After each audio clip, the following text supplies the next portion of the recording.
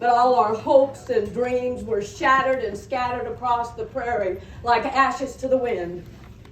En route to Fort Wallace, exposed and unprotected, the unthinkable happened.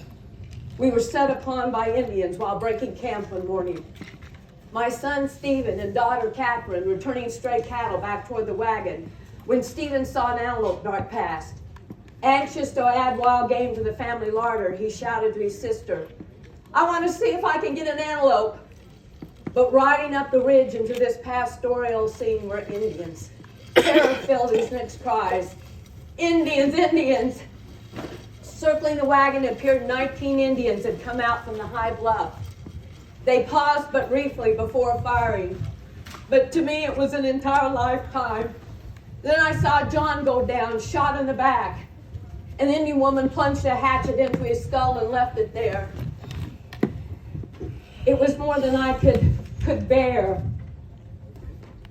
And when I looked around and plunged a hatchet, then a warrior was quickly upon me and grabbed my arm as I ran screaming to the side of my beloved John. I pleaded, "Let me get to Father, please, just let me get to Father." I fell next to my husband of 21 years. Our time together ended as it had begun, side by side. Rebecca Jane then seized an axe and jumped from the wagon in an effort to defend herself. Knocked down, overpowered, insensible, lying on the ground, covered in blood, they outraged her person. Stripped, they covered her in bedclothes and set her on fire. My dear, sweet, precious girl was burned to death.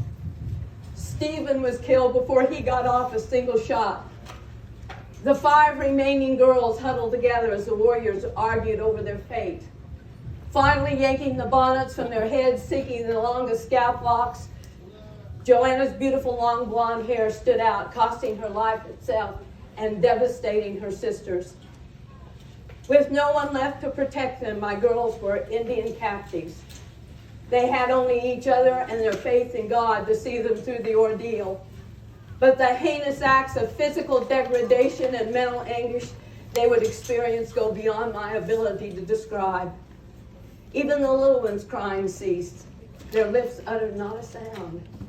After all, silence meant survival.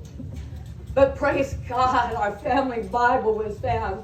It indicated to the military that 4 or 5 family members were missing from the carnage that had been our campsite and hopefully were still alive.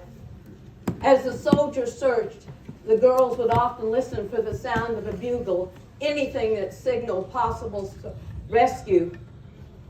But in a matter of days, the Indians placed the 2 little ones, Julia and Addie, on the ground and rode off, leaving them to fend for themselves. Julia sobbed in despair. These 2 small sisters clung to life, protected by the great protector of all people, living on wild grapes, plums, and berries, and whatever else was left behind in the deserted military campsite they'd found. And with only a tattered blanket and a shawl to cover them at night, they would not and did not give up. The endurance of both Catherine and Sophia were tested yet again when they were separated and their treatment worsened. Catherine dreamed of my presence at night, reassuring her with consoling words, "Catherine, do the very best you can." She felt my warm kiss as I comforted her, if only in her dreams. After weeks of struggling to survive, Julia and Addie were recaptured by Cheyenne scouts. Addie was near death and both were frail and thin. Julia was unable to stand, as were they both. Found abandoned in a deserted Indian camp during a cavalry charge, Julia weakly told the teary-eyed soldiers who rescued them, "We prayed all the time that that soldiers was come to rescue us. Are you and those soldiers?" Deeply moved by the sight of the fragile orphans, the soldiers promised to fight to keep them safe. Frightened, Catherine took a bottle, a cork, a piece of paper, and a pencil and scratched out a desperate plea for help. With her hope for freedom secured in the bottle, it was tossed in the Brazos River. The odds were against the little bottle, but months later, after Catherine's rescue, it was found almost 1,000 miles away on the beach of the Gulf of Mexico. The bottle's incredible journey paralleled that of Catherine's own journey. But the girls in the bottle were all safe, and they would share an incredible story of triumph over tragedy.